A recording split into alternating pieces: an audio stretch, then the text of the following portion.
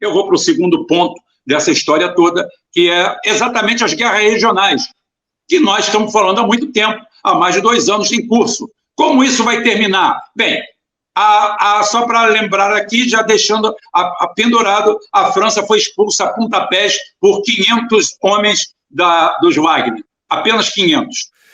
Rubem, eu quero dizer o seguinte, que as guerras regionais, elas são a maneira encontrada pelas grandes potências nucleares para que não houvesse uma hecatombe imediatamente. Mas o caminho, lamentavelmente, se não houver uma solução, será a hecatombe. E eu digo isso não é com nenhuma pretensão de celebrar, porque não vai ter tempo de celebrar, está certo ou está errado. Eu digo isso, Rubem, porque se você for para qualquer guerra regional hoje no planeta, nela você vai identificar, você que está me assistindo, você vai identificar em qualquer guerra regional do planeta o confronto entre os países membros da OTAN e as forças que eles consideram antagônicas a eles, que são China, Rússia, Irã e outros países que não estão alinhados com a política que tenta impor a cultura woke ou woke, como você queira, dependendo do... Aqui na Suécia fala woke, porque o W tem som de V.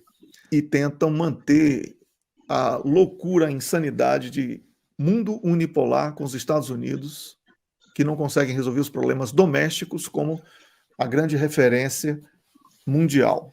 Então, as guerras regionais, elas preocupam por uma série de fatores, porque o mundo está conectado. O mundo está interligado. E não é por causa de globalização. Não é. É porque o processo de desligamento dos países em relação aos Estados Unidos não é algo que começou agora com a guerra na Ucrânia, como temos, inclusive, de uma maneira sintética, tentado associar, mas não por irresponsabilidade e nem desonestidade intelectual, mas para facilitar a compreensão. Mas esse processo de distanciamento dos países em relação aos Estados Unidos, ele começou com o 11 de setembro. Ali eu considero assim, o marco do declínio do Império Norte-Americano. Primeiro que todas as dúvidas que surgem hoje sobre o 11 de setembro já colocam os norte-americanos numa situação muito desconfortável. Tudo que falam sobre o 11 de setembro hoje, em tom de questionamento e de desconfiança, já é produto dessa falta de credibilidade norte-americana e do Ocidente como um todo, por causa das guerras de destruição em massa que não existiam, das armas químicas da Líbia que não existiam, e tudo isso você sabe que vai acumulando essa suspeita, desconfiança, desrespeito, depois raiva, ódio e a reação. Essa reação se dá com a união de Rússia e China, o maior erro da história dos Estados Unidos da América, e agora o terceiro grande erro, né, depois das mentiras e de ter permitido que Rússia e China se unissem, é permitir que a Índia e o Irã estejam dentro deste mesmo bolo China-Rússia. Isso muda tudo, e não vai ser com Guerra Fria. Nós, lamentavelmente, vamos testemunhar, Rubem, uma sequência de décadas aí de muita pobreza e miséria, lamentavelmente. Porque toda transição, ela impõe sofrimento, mas ela vai acontecer, e nada é para sempre. Então, o domínio norte-americano um dia iria acabar, e nós estamos vivendo essa transição. E como os africanos acordaram e começaram a expulsar os exploradores de sempre, sobrou para a América Latina e Caribe, América do Sul e Caribe, era isso que eu queria dizer, o fardo de ser o novo terreno de miséria do planeta para exploração. Então, essas bandeiras identitárias, a mentira do aquecimento global aí, que tentam transformar qualquer El Niño e qualquer coisa em uma maneira de justificar a imposição de uma agenda completamente danosa às pessoas mais pobres, porque encarece tudo, inviabiliza a indústria, a competitividade dos países. Tudo isso é estratégico. Mas o mais estratégico e perigoso nessas guerras regionais, Rubem, não são essas guerras com armas que nós vemos e podemos acompanhar nas redes sociais, com imagens e podendo fazer ali um juízo de valor, uma avaliação sobre cada lado em uma guerra. Mas são essas guerras que estão acontecendo em países como o Brasil, onde a classe política de todo o espectro da política, não é? Direita, esquerda não existem, são todos empregados do mesmo patrão. Todos trabalham para o mesmo patrão contra o povo brasileiro, contra o Brasil, contra o desenvolvimento do Brasil. É um absurdo. Um país vocacionado para a riqueza, a prosperidade como o Brasil, o povo abandonou a política, está completamente alienado e permitindo ser governado por canalhas vendilhões. Essa guerra regional da América do Sul e Caribe eu acho muito perigosa. É a mais perigosa de todas.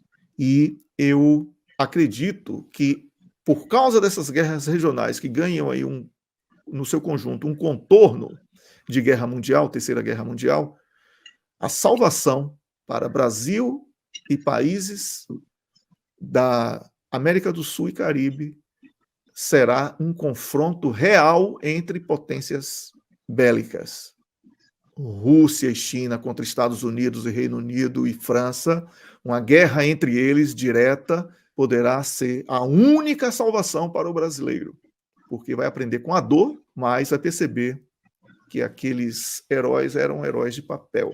E nós precisamos, lamentavelmente, torcer para que, como diz Amanda Rabuski, tenha uma bomba aí para salvar o que restou de vida para essas pessoas. O continente africano, por causa dessas lutas agora anticolonialistas, vai começar a sofrer sabotagens como essa da Somalilândia, que eu falei na primeira parte do meu comentário, para tentar inviabilizar o comércio com outros países que não sejam dos países membros da OTAN, os exploradores de sempre. Por isso eu temo que as coisas realmente percam o controle, Rubem. Perfeitamente, Wellington. Respondendo aqui o nosso amigo redator, que falou que tem minhas dúvidas sobre a queda do Império. É o maior império da história que tem nas mãos todos os órgãos internacionais. Acho que a humanidade ainda vai ter que aturar esse império por séculos. Sabe qual é o seu problema, redator? É que você vive pendurado na mídia OTAN. Você só vê a Globo, você só vê a Globo News. Você não sai fora dessa caixa. O máximo que você vê é a manchete do Washington Post. Você, o New York Times, El País. O que você mais vê? Paris Match. Você vê o quê? Você vai no diário oficial dos caras e você acha que eles vão falar o quê? Que o Ocidente está decadente? Que do outro lado tem Rússia, China, Indonésia, Paquistão, Índia, que já pulou para um lado verdadeiramente, agora a Península Arábica, agora praticamente a maioria dos países africanos que não vão sofrer, mas vão sofrer com orgulho e com honra, não tenha dúvida nenhuma. Você vai botando isso aí, é porque a mente de vocês é colonizada, não estou falando mal de você, não. A sua mente é colonizada. A colonização começa na mente. Porque quanto mais você coloniza a mente, menos você tem que fazer. Você já foi num circo? Bem, o elefante de um circo é preso numa corrente de cachorro. Aquela corrente ele rebenta com a maior facilidade, mas ele está preso. Ele não está preso à corrente, ele está preso mentalmente. É o que acontece com você e acontece com a maioria das pessoas. É por isso que a gente abre esse espaço e mantém esse espaço. É para as pessoas pensarem um pouquinho fora disso aqui. Nós fomos acusados, o Hélio falou, há 2 anos atrás nós estávamos acusados de fazer isso, da gente ir contra isso, contra aquilo outro, porque em 6 meses a Rússia estaria quebrada, o Putin seria deposto, acabaria tudo. Então sofremos ataque de tudo quanto é jeito. Está aqui uma notícia, um A-50 foi abatido da Rússia, é um avião tipo um Awex, e um Tu-22, gente, se caíram é porque estavam na guerra, acontece. Isso se chama fatos episódicos. Eu quero saber o seguinte, 30% do solo ucraniano pertence à Rússia hoje. E são os 30% que respondem por mais de 60% do PIB. Está próximo de fechar o litoral inteiro. A Ucrânia acabou. Fatos episódicos numa guerra não tem nada a ver com a guerra em si. É claro que você está numa guerra, é uma área de contato, pode acontecer alguma coisa, fora que a indústria de mentiras da Ucrânia é o que mais... Tanto é que eles abateram, só numa noite, abateram 25 quinzal, nunca abateram um.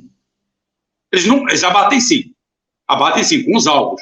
Tanto é, a maior prova que eles abatem todos os mísseis russos é que nenhum voltou para casa. Todos eles vão e ficam. Nunca abateram um, não tem foto de nada, não tem nenhum Kinzhal, mas o sistema Patriot não abate nem drone. O sistema Patriot é uma falência total.